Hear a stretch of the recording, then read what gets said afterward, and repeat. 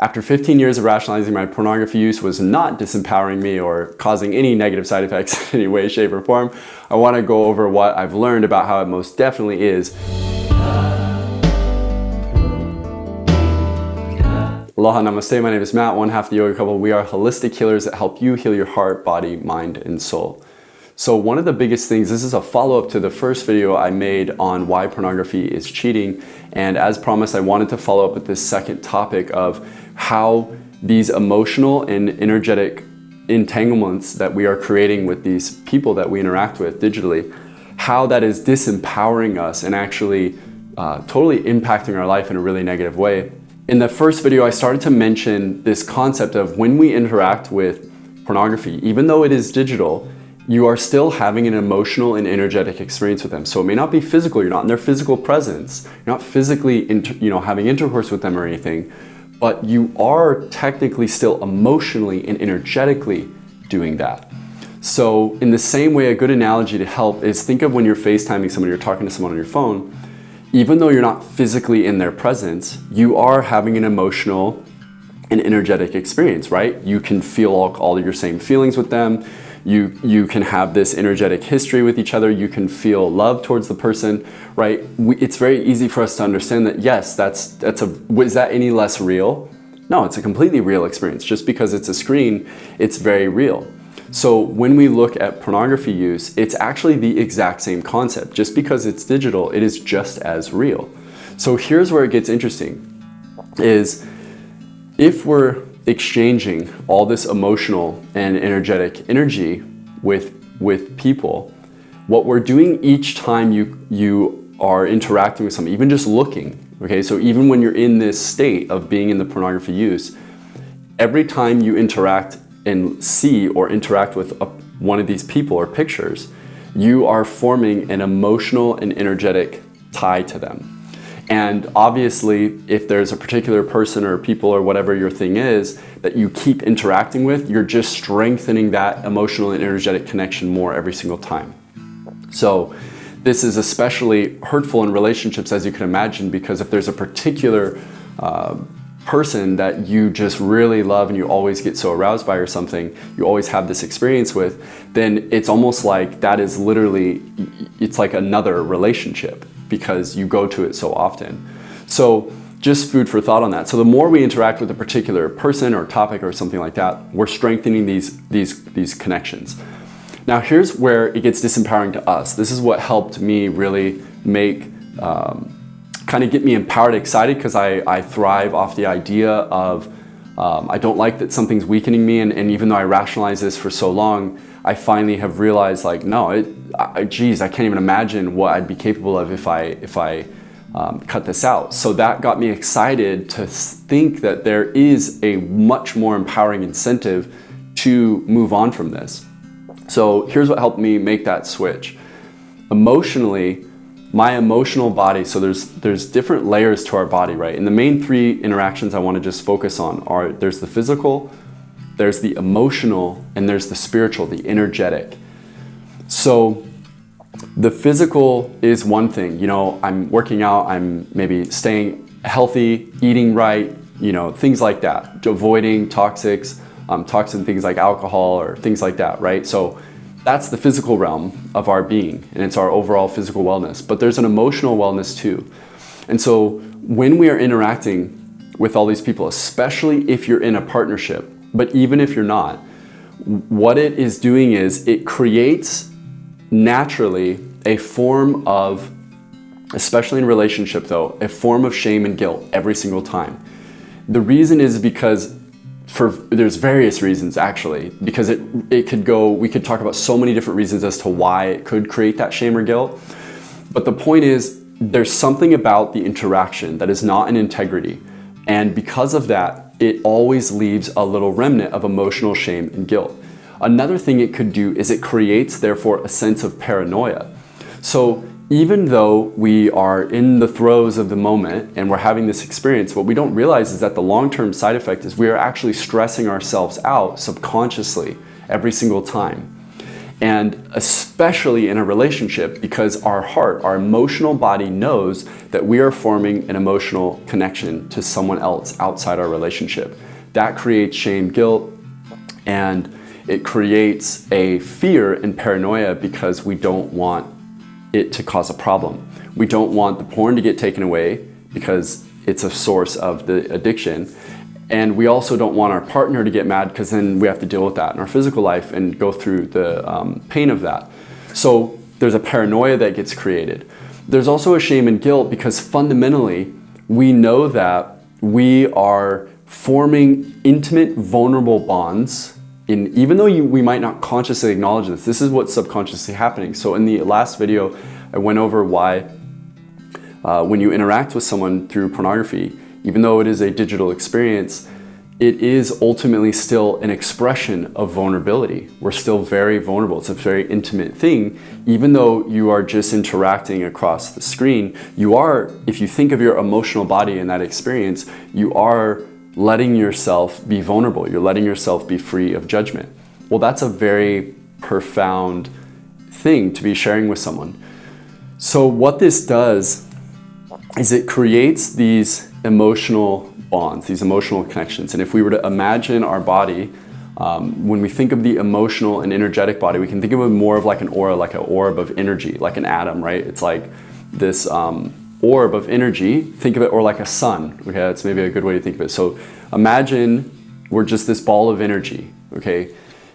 And when we do this emotional and energetic connections, we are basically, you can imagine a bunch of strings or chords connected to all these interactions.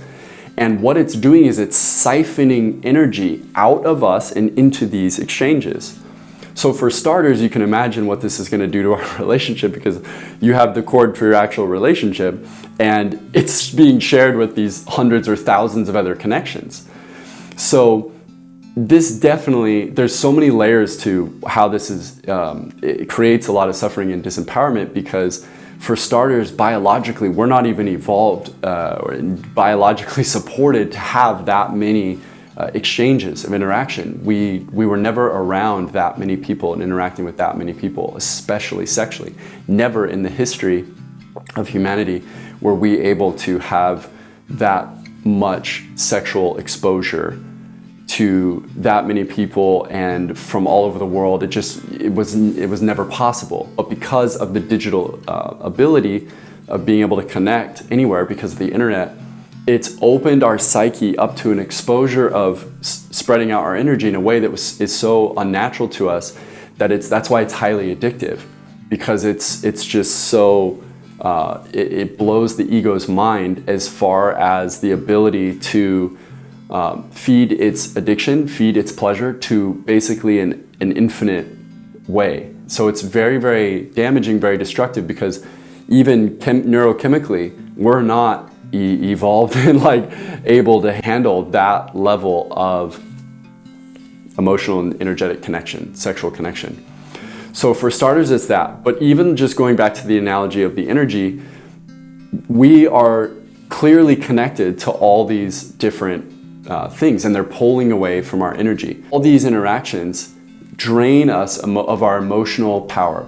And we can think of our emotional power as our integrity. When we are in integrity, our emotional keel is even. We're good. We feel good, we feel confident, we feel loved, we don't feel any lingering negativity or self-doubt. But as soon as we start to have emotional wounds that create shame and guilt, regret, fear, hopelessness, any of these energies, what starts to happen is it starts to take from us. And so our emotional power is actually disempowered. It's in a negative state. So we can't even get to a place of just calm confidence with whatever it is that we are doing, because technically our emotional energy is weakened. It's in a weakened state. It's disempowered. It's being siphoned off by 1,000 different directions. So it's completely unfocused.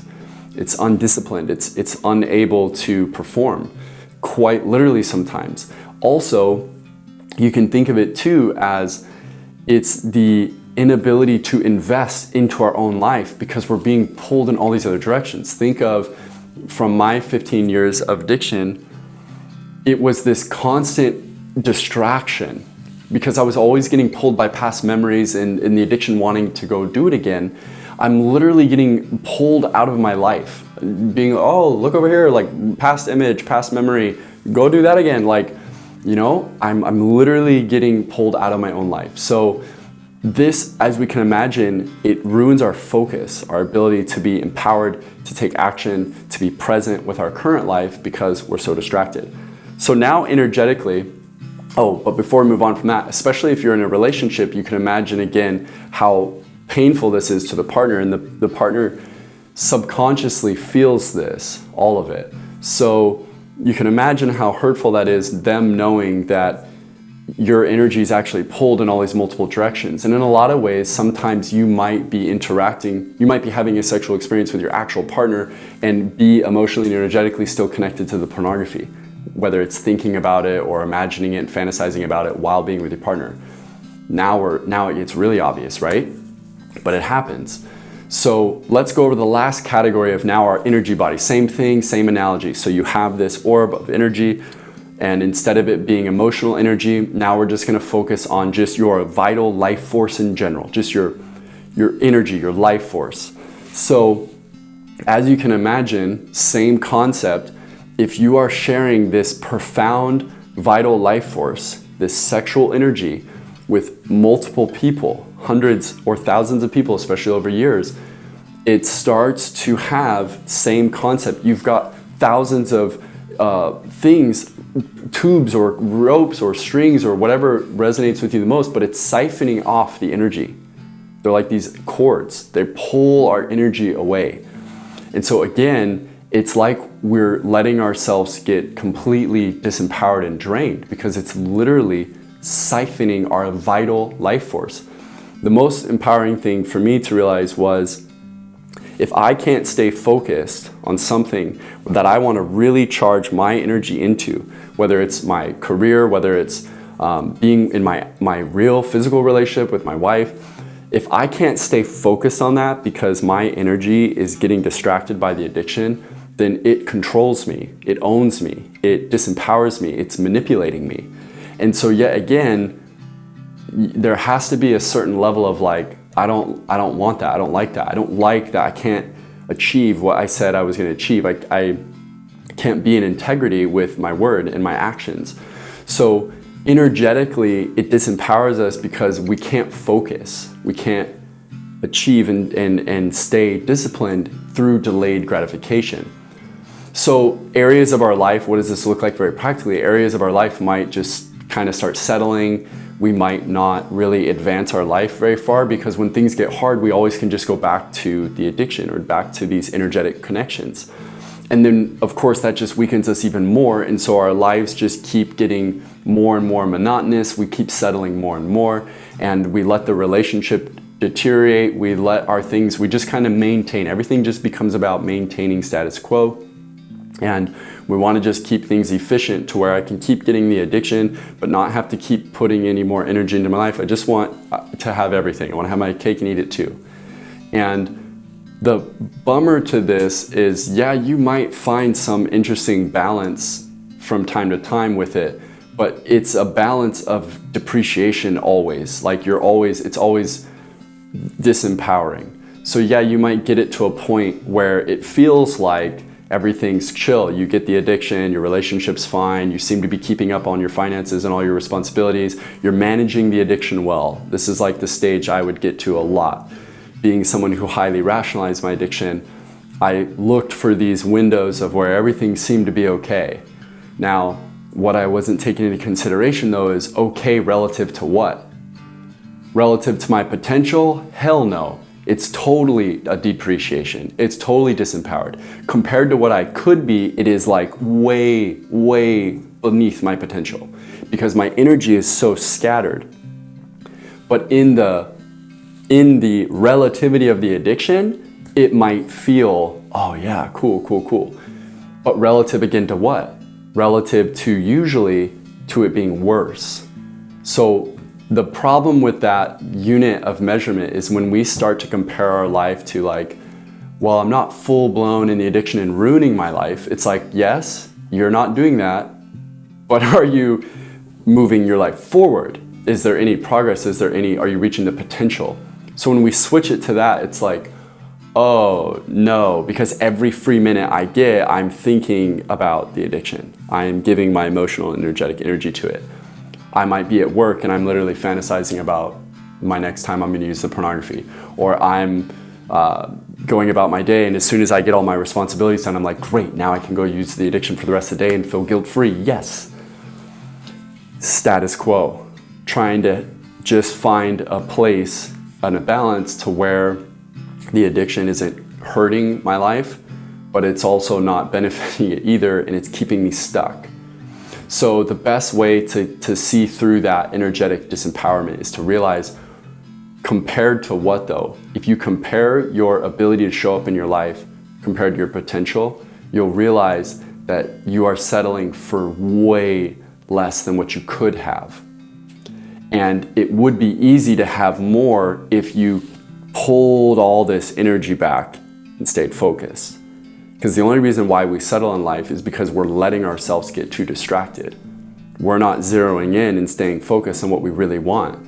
So if we stay really focused on what we really want, reaching our potential, then we will be very careful where we let our emotional and energetic energy, our spiritual energy go.